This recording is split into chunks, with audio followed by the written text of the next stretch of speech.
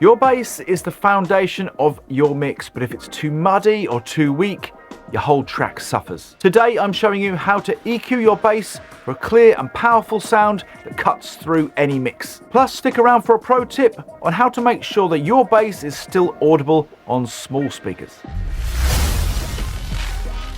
Let's talk about some common bass EQ mistakes, and first off, I'm going to talk about sub bass.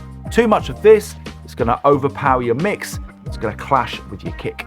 Too much cutting is going to make your bass feel thin and lifeless. And don't forget about those mids. The mid-range helps to define the tone of the bass. It also helps the bass come through, particularly on small speakers. More about that in a bit. If you're a regular to this channel, please don't forget to like this video. Can I just say thank you so much in advance for doing that? Liking videos like this helps me to reach a wider audience. But if you're new to the channel and you find this video helpful, please don't forget to like and subscribe. And I just want to let you know I've got a free course for you, Pro Mix Method. It's going to help you to get better mixing results from your home studio. The link is just below this video.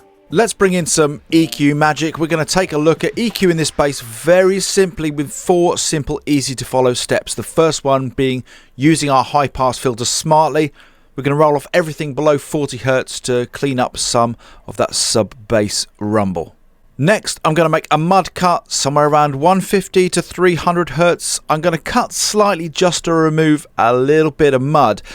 Now you just got to take care here, because if you do too much of a cut, you can easily start to make the bass a little bit weak, as we mentioned in the intro of this video.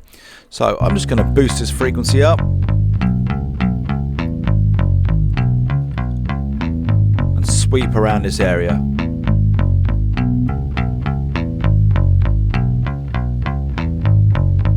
Thirdly, we're taking a look at boosting the sweet spot around 800 Hz to 1.5K. A slight boost here can really help with clarity, and definition works very well for quite aggressive like rock and funk styles. In this particular instance, I'm looking to try and get some of that pickiness out of my bass. So let's do a boost sweep and take a listen to how much that can change the tone of the bass.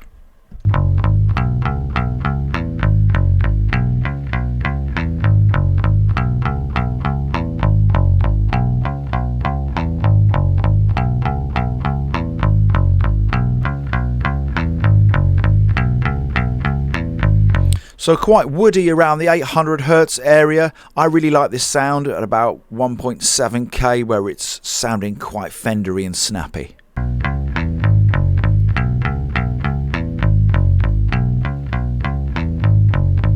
Next, we're thinking about presence and harshness, and a gentle boost around 2 to 5K can be great for attack. It's going to be really good for slap and pick bass.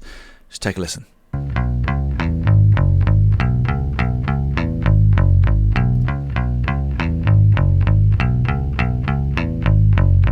Also around this area, 2 to 5K, you can find harshness in the bass too. So if you're finding something's gnawing away at your ears when you're working on the bass, use a dynamic EQ. That way it's only going to tame the harshness when needed. Let's move on to this pro trick to help your bass cut through on smaller speakers. And for this, we're going to be using saturation, but not across the board saturation. We're going to be specifically honing in on the mid-range and the highs for our saturation and leaving the lows alone. This is going to add harmonics and extra presence, and it's that's going to help the bass cut through on a smaller speaker. For this, I'm using Decapitator, and I can use the mix control knob to essentially parallel process and blend in this sound. It also has a low cut option too. If your saturation doesn't have these options, you can create a separate bus and ascend and use an EQ in conjunction with your saturation to blend that saturation, focusing in on the mid-range and the highs back into your bass track. So here's what our saturated mids and highs sound like.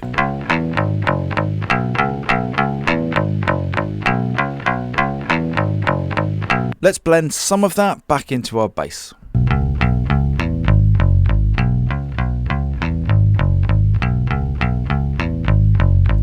For a bonus tip, let's take a look at dynamic EQ sidechaining for the ultimate tightness down there at the low end of our mix. For this, I'm using F6 from Waves, and I've set it up to cut only when the kick drum hits. You can see here up here in the sidechain, and then set up to the kick drum. This is going to keep the bass nice and strong in the mix, but also prevent those frequency clashes with the kick drum.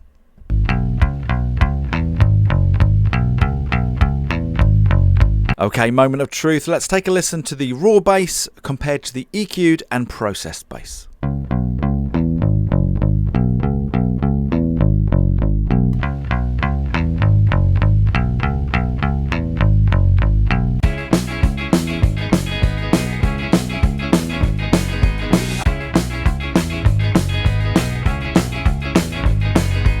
Try this out in your next mix and let me know how you get on in the comments box below. If you found this video helpful today, you can let me know in the comments box too, and don't forget to like and subscribe. Whilst you're there, check out Pro Mix Method. It's a free course that's waiting there just for you to help you to get better results from your home studio.